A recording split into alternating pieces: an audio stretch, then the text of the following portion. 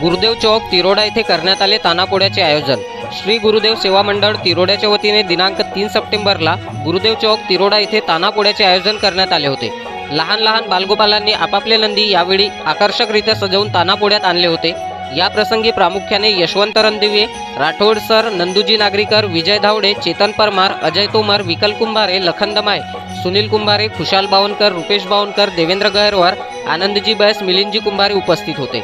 यावेळी आनंदजी बैस, मिलिंदजी कुंभारे यांच्या वतीने सर्व उपस्थित लहान लहान बालगोपालांना प्रोत्साहनपर भेटवस्तू देण्यात आल्या।